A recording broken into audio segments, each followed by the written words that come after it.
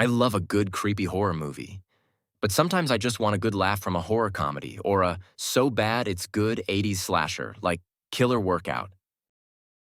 Released in 1987, Killer Workout is also known as Aerobicide. It takes place in a gym where a killer is on the loose. The movie has gained a cult following and is known for its 80s nostalgia, cheesy dialogue, and sexual overtones. Some viewers may find it entertaining in a so bad it's good kind of way, while others may find it too ridiculous. Overall, if you're a fan of 80s horror movies or enjoy campy films, Killer Workout is worth checking out. Before I go any further, here's your spoiler warning because I'll be talking about everything. 2 years ago, a young woman named Valerie was burned to death in a tanning bed accident.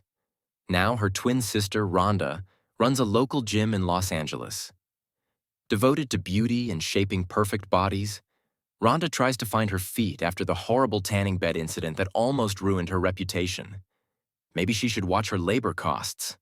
After all, her instructor, Jamie, drives a Porsche. And look at all those condoms. Are they implying she's sexually active? Sure seems like Tommy thinks so. Now Jimmy's getting into the act by hitting on Rhonda, but she's having no part of it. Uh-oh. Jimmy's not happy about that. Rhonda rips Jamie a new one for being late. Time for our first kill. Never be the last one to take a shower or you'll get killed with a giant safety pin. I guess they were trying to establish a signature weapon here. Weird choice. Meanwhile, Jamie cleans up and decides it's jockstrap inspection time. Busted! If that's not bad enough, now she discovers a dead body in a locker, and in comes Detective Morgan to investigate the murder. Even with a murder investigation going on, the gym is still open the next day. Can't miss that aerobic workout. Meanwhile, the guys work out and talk about the ladies of Rhonda's workout. Uh-oh, Rhonda's listening. Rhonda confronts Jamie again and seems jealous of her body. Weird. Chuck shows up in Rhonda's office and says he's a new employee hired by her partner. See? Here's my proof. A blank piece of paper. Jimmy meets Chuck for the first time, jumps out of his car and tells him to stay away from Rhonda. Of course, the muscleheads fight it out and Chuck wins. Debbie sees the fight and is so turned on, she has to take Chuck for a ride. After all, he's worked a whole hour at his new job, so why not take a break? How about a Diet Pepsi, a swimsuit show, and a quick makeout session? Back at the gym, Diane hits on Jimmy, but he just blows her off. So Diane goes home, and someone's banging on her door. It's Detective Morgan. Open the door! Open up! Maybe just knock and identify yourself instead of scaring the shit out of the girl? Too late. The safety pin killer is here.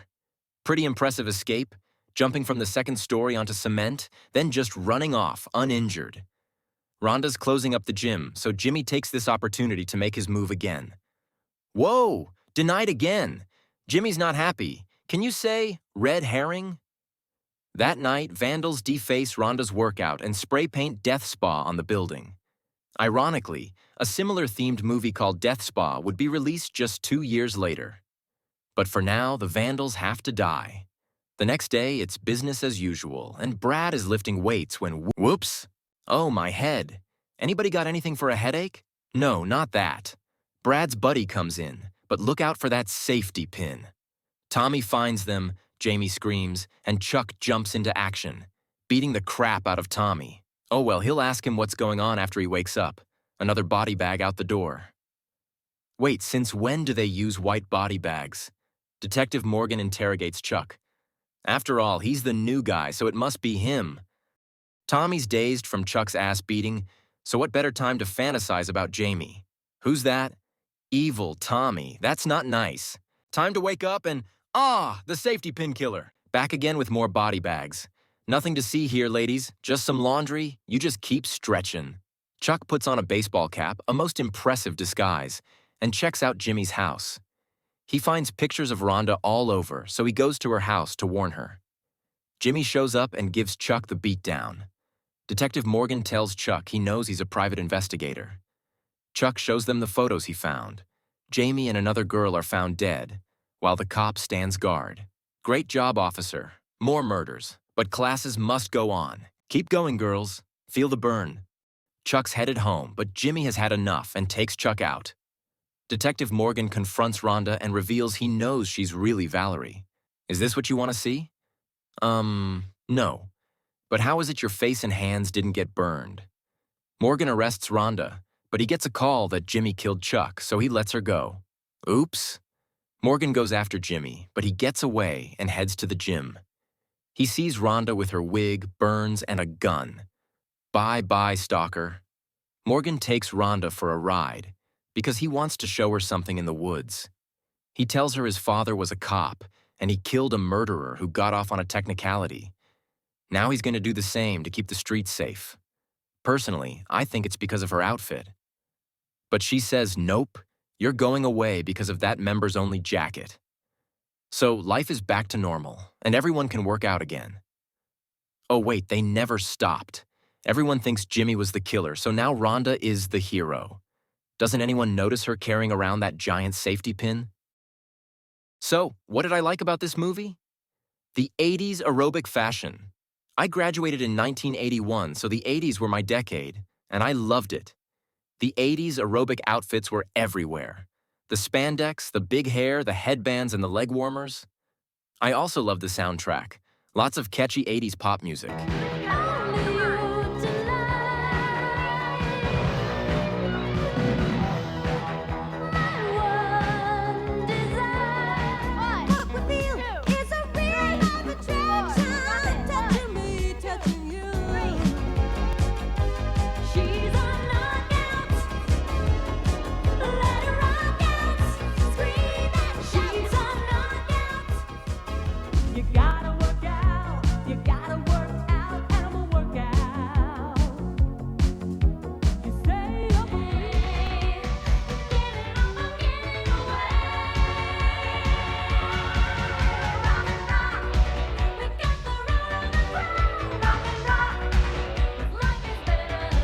And the campy, cheesy dialogue and acting are just so hilarious. You saw that, did you?